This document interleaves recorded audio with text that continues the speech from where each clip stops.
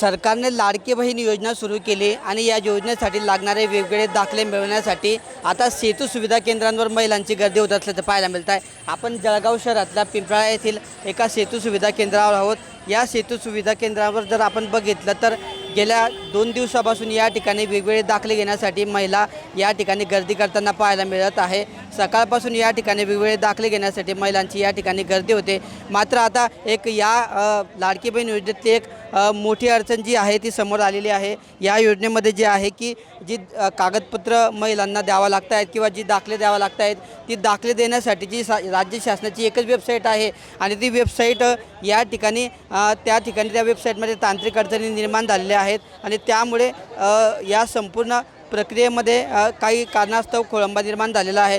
रात्रीसुद्धा हे सेतू सुविधा कर्मचारी या ठिकाणी काम करताना पाहायला मिळत आहेत। मात्र दाखले अपलोड करण्यास वेबसाईट हँग होत आहे, तांत्रिक अडचणी निर्माण होत आहे। एकच वेबसाईट असल्यामुळे त्या सर्व वेबसाईटवर दाखले जे आहे अपलोड करून दाखले निकाली काढण्याकरता मोठी अडचण या ठिकाणी निर्माण होते आहे आणि या सर्व प्रक्रियेमुळेच या ठिकाणी या योजनेला सध्या तरी तांत्रिक अडचणींचा सामना करावा लागतो आहे। आपल्यासोबत या ठिकाणचे सेतू सुविधा केंद्रावरचे कर्मचारी आहेत, आपण त्यांच्याशी बोलणार आहोत। काय सांगतील दादा, नेमकं काय अडचणींचा सामना करावा लागतो तुम्हाला? अडचणी फक्त गर्दी खूप करतायत लोक आणि सर्व डाऊन असल्यामुळे दाखला देता येत नाही आम्हाला।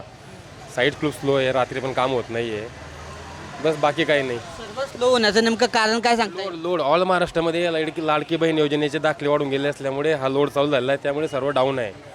दाखला टाकायला खूप वेळ लागतो, जिथं 2 मिनटं दाखला पडतो आता तो दाखला 10 ते 15 मिनटं टाकायला लागत आहेत आणि सर्व महाराष्ट्रामध्ये काम चालू असल्यामुळे सर्व डाऊन आहे। थोडं तुम्ही दिवस रात्र काम करताय? रात्रीपर्यंत काम चालू आहे, दिवस रात्र काम चालू आहे। काल पण 4 वाजले, परवा पण 4 वाजले आणि दिवसा पण रात्री पण लोकांना समजून चालू आहे।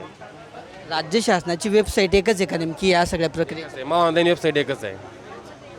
कोणकोणते जे कागदपत्र लागत आहेत, समजा कोणकोणत्या कागदपत्रांसाठी महिला तुमच्याकडे गर्दी करतात? पहिलं उत्पन्न दाखला आणि डोमेसाईल ॲक्शनसाठी गर्दी करतायत, पण आजपासून ते पण कॅन्सल केलं आहे शासनाने। डोमेसाईल पण कॅन्सल केलेलं आहे आणि उत्पन्न दाखला ज्यांच्याकडे रेशन कार्ड आहे पिवळं आणि केसरी त्यांना पण उत्पन्न दाखला पण बाद करण्यात आलेलं आहे।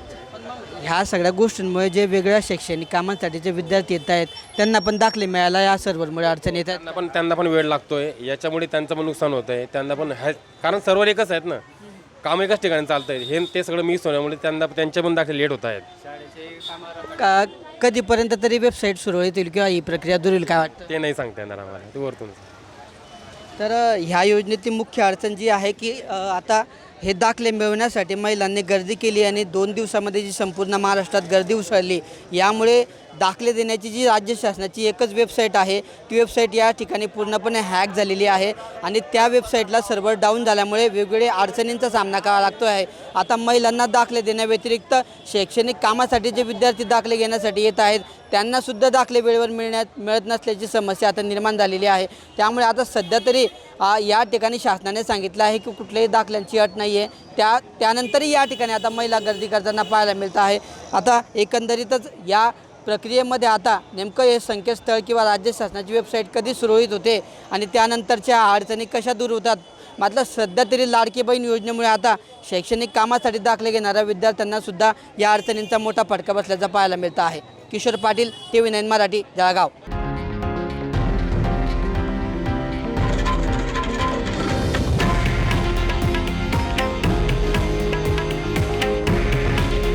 हे आहे देशातील नंबर 1 न्यूज नेटवर्क आणि आपण पाहत आहात TV9 मराठी। काळजी तुमची, हित महाराष्ट्राचं।